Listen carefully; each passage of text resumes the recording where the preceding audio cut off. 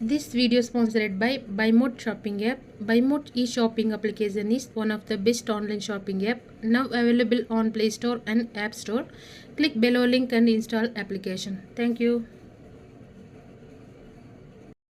Hi friends, welcome to Kurinji. Idli, dosa, சாதம் எல்லாத்துக்கும் பொருந்துகிற மாதிரி சூப்பரான ஒரு சைட் டிஷ் தாங்க பார்க்க போகிறோம். அதுவும் இதை நீங்கள் ரெடி பண்ணி வச்சுக்கிட்டிங்கன்னா ஒரு 10 நாள் வரைக்கும் கூட கெட்டு போகாது. ரொம்ப சூப்பராக இருக்கும். இப்போ நீங்கள் ட்ராவலிங்க்கு எடுத்துன்னு போகிறதுக்கோ இல்லை இன்ஸ்டண்ட்டாக ஏதாவது வேணும்னு நினச்சிங்கன்னா கண்டிப்பாக இதை ரெடி பண்ணிக்கிட்டிங்கன்னா ஒரு நிமிஷத்தில் நீங்கள் சைட் டிஷ் ரெடி பண்ணிடலாம். இப்போ இதுக்கு நான் ஒரு கப் அளவுக்கு பொட்டுக்கடலை எடுத்துருக்கிறேன்.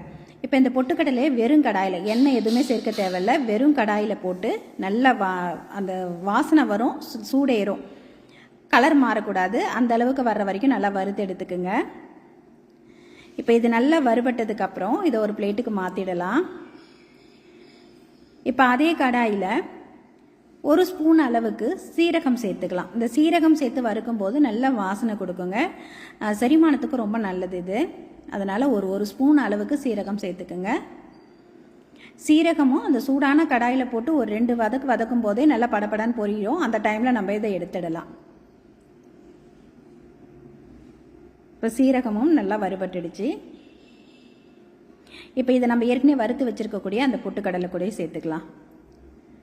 வெறும் பொட்டுக்கடலை, சீரகம், பச்சை மிளகாய் இது இருந்தால் போதுங்க. இந்த சைட் டிஷ்ஷை அடிச்சிக்கவே முடியாது. நல்லா நீங்கள் அதை சுட சுட சாதத்தில் இந்த பொடி போட்டு கொஞ்சமாக நெய் அல்லது எண்ணெய் விட்டு சாப்பிட்றது, நல்லெண்ணெய் விட்டு சாப்பிட்றதுக்கும் நல்லாயிருக்கும். நீங்கள் இட்லி, தோசைக்கும் இதை கொஞ்சமாக தண்ணி விட்டு கலந்து தாளித்து சட்னி மாதிரி ரெடி பண்ணிக்கலாம், அல்லது இதை பொடியாக தொட்டு சாப்பிட்றதுக்கும் ரொம்ப நல்லாயிருக்கும். இப்போ சீரகத்தை வறுத்து எடுத்து அதே கடாயில் நம்மளோட காரத்துக்கு ஏற்ற மாதிரி பச்சை மிளகாய் எடுத்துக்கோங்க. இதுக்கு பச்சை மிளகாய் சேர்க்கும்போது நல்ல ஒரு ஃப்ளேவரும் கிடைக்கும், டேஸ்ட் நல்லாயிருக்கும். உங்களோட காரத்துக்கு ஏற்ற மாதிரி சேர்த்துக்கலாம். பச்சை மிளகாய் நல்லா கொஞ்சம் வதங்கி எண்ணெய் எதுவும் சேர்க்கலைங்க, வெறும் கடாயில் தான் சேர்த்து வறுத்துருக்கிறேன். வதங்கி வந்ததுக்கப்புறம் இது கூட நான் கொஞ்சம் கழுவி காய வச்ச கருவேப்பிலையை சேர்த்துருக்கேன். ட்ரை கருவேப்பிலை சேர்த்துருக்கேன். நீங்கள் ஃப்ரெஷ்ஷான கருவேப்பிலையை கூட சேர்த்துட்டு நல்லா அது மொறுமொறுன்னு ஆகிற வரைக்கும் வறுத்துக்குங்க. இப்போ ட்ரை கருவேப்பிலை சேர்த்து நல்லா சூடாக இருந்ததும் அடுப்பை ஆஃப் பண்ணிட்டேங்க. இப்போ பொட்டுக்கடலையும் சீரகமும் நல்லா ஆறுனதுக்கப்புறம் ஒரு மிக்சி ஜாருக்கு மாற்றிட்டு ஃபஸ்ட்டு இதை நல்லா பொடிச்சு எடுத்துக்கலாம். இப்போ இந்த அளவுக்கு நல்லா பொடிச்சு எடுத்துக்கோங்க. இப்போ இதை ஒரு பவுலுக்கு மாற்றிக்கலாம். இப்போ அதே மிக்சி ஜாரில் ஒரு 6-7 பல்லு பூண்டு, இதை தோலோடே சேர்த்துக்கங்க, நல்ல ஒரு ஃப்ளேவர் கொடுக்கும். நம்ம பூண்டு வதக்கலை, ஃப்ரெஷ்ஷாக தான் சேர்த்துருக்கோம்.